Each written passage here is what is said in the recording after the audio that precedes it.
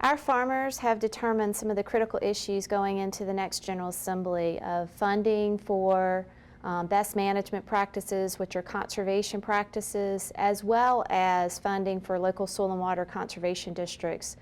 Those folks in the soil and water conservation districts actually help farmers to get those conservation practices on the ground.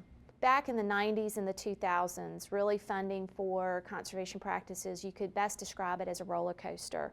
One year we would get a lot of funding, the next year we would get no funding.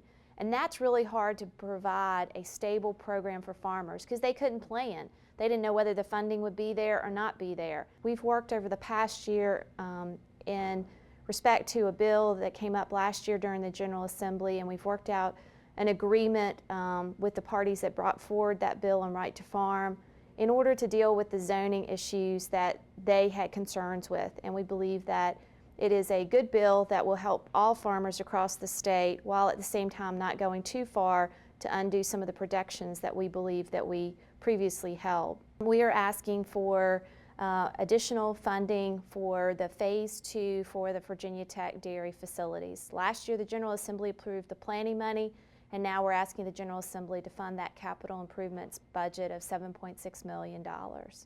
These are the facilities that surround the herd barn that we're asking the General Assembly to pay for. These facilities haven't been updated in 50 or 60 years, and they really kind of outlived their usefulness.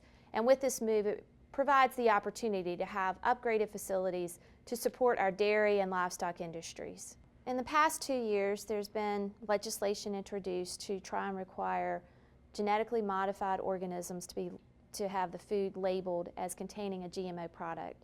The challenge is, for hundreds of years, researchers have changed gene traits. They've bred plants together to get better traits, to have more healthier food, to reduce the use of pesticides. The research has shown there's no difference in the safety or the nutritional components of that food. Therefore, we believe that the labeling gives a false protection sense to consumers with regards to that there might be something wrong with this food. It would make it very complicated for consumers to understand exactly what was in their food system by having this additional labeling. In addition to that, it's really difficult if every state tried to enforce their own labeling standards, and so we just feel like it's inappropriate at the state level for them to consider GMO labeling. For consumers, what we would encourage is to go to websites like the one listed that would help you to better understand what is in our food system, because it's already met the FDA requirements to be safe and nutritious.